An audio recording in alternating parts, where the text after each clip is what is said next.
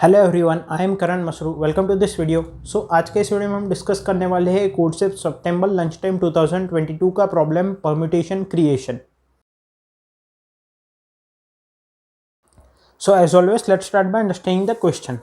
JJ gives you a number n and challenges you to construct a permutation p of length n such that, ठीक है, क्या बोला गया है कि JJ हमें एक नंबर n देता है और चैलेंज करता है to create a permutation p of size n such that, क्या बोला गया है आगे, the absolute difference between pi plus 1 minus pi is greater than equal to 2 for all i between 1 and n minus 1। ठीक है, क्या है that the absolute difference between two consecutive elements pi plus 1 and pi must be greater than और equal to 2 for all i where i is between 1 and n minus 1। ठीक है, can you complete JJ's challenge.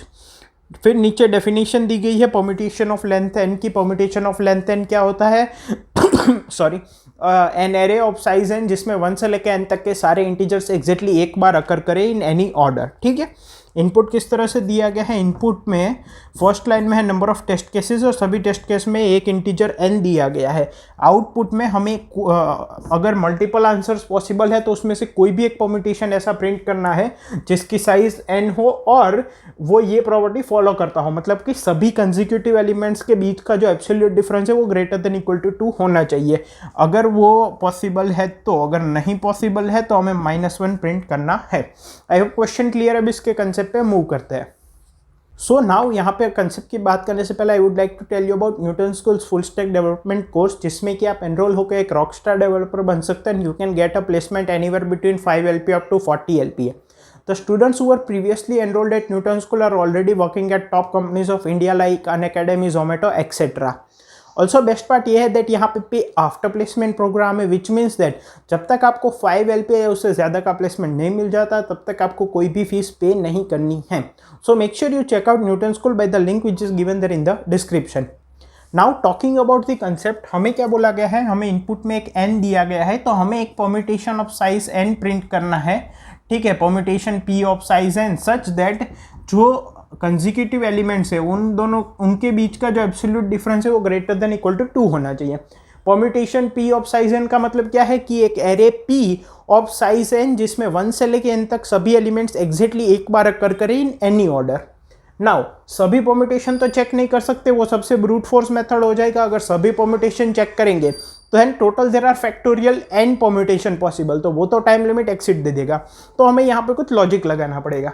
अब मुझे इस equation का use करना पड़ेगा, यही है मेरे पास इनपुट में।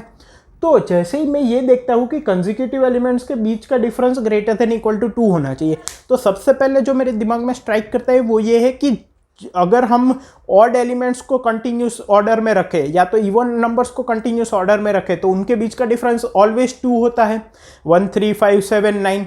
सो that can be an easy way to arrange them. So what can I do is कि जितने भी ऑड एलिमेंट्स हैं उनको एक ऑर्डर में रख दो। आप कोई भी ऑर्डर में रख सकते हो, आई मीन 1 5 3 7 भी रख सकते हो। इनका डिफरेंस 4, इनके बीच का डिफरेंस 2, इनके बीच का डिफरेंस 4 है।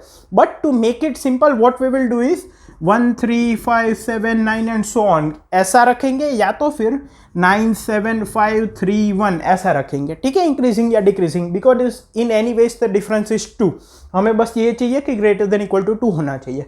ठीक है, तो ये सभी ऑड एलिमेंट्स आ गए। फिर 1 से लेकर n तक सभी इवन एलिमेंट्स को मैं यहाँ पे रख दूंगा। अगेन इवन एलिमेंट्स के बीच का डिफरेंस 2 होगा, 2 4 6 8 10 and so on. Now the point is कि यहाँ पे एक ऑड एलिमेंट होगा, यहाँ पे एक इवन एलिमेंट होगा, इन दोनों के बीच का difference greater than equal to 2 कैसे होगा ये हमें सोचना पड़ेगा। So now the best thing to do is, let's say यहाँ पे स्मॉलेस्ट ऑड नंबर है out of the n odd numbers and यहाँ पे लार्जेस्ट इवन नंबर है out of the n even, out of the all the even numbers from 1 to n। उससे क्या होगा, ये सबसे छोटी से छोटी ऑड वैल्यू, ये सबसे बड़ी से बड़ी इवन वैल्यू, तो उनके बीच का डिफरेंस अगर ग्रेटर देन इक्वल टू 2 नहीं होगा तो बाकी के बीच का तो हो ही नहीं सकता ऑड और इवन पेयर में।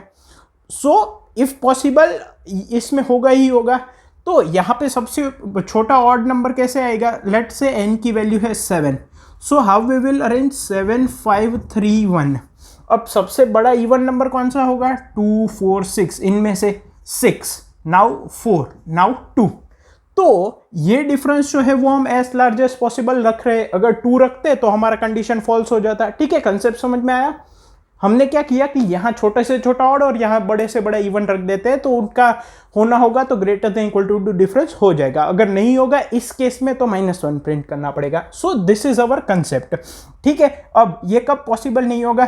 जब n की वैल्यू 2 होगी या n की वैल्यू 3 होगी। ठीक है, क्योंकि n की वैल्यू जो है आई थिंक ये जो है वो ग्रेटर देन इक्वल टू 2 दिया गया है जहां तक मुझे पता है। अगर n की वैल्यू 2 होगी, आप 1 2 लो या 2 1 लो, कुछ फायदा नहीं है। अगर n की वैल्यू 3 होगी तो 3 1 2। अगर हम इस कंसेप्ट से देखें, अगर अगेन इनके बीच का डिफरेंस 1 आ गया। ठीक है, सो अगर n की वैल्यू 2 या 3 है तो उस केस में -1 प्रिंट करना है।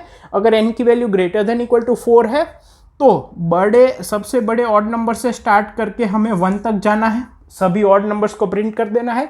फिर सबसे बड़े इवन नंबर से स्टार्ट करके 2 तक जाना है, सभी इवन नंबर्स को प्रिंट कर देना है। ठीक है, टाइम कॉम्प्लेक्सिटी क्या होगी? बिग O ऑफ n, और summation of n is less than equal to 2 × 10 cube दिया गया है, तो ये गिवन टाइम में इजीली हो जाएगा। इंप्लीमेंटेशन काफ़ी सिंपल है, नीचे कोड कमेंट्स में प्रोवाइड किया, आपको समझ में आ जाएगा। Thank you.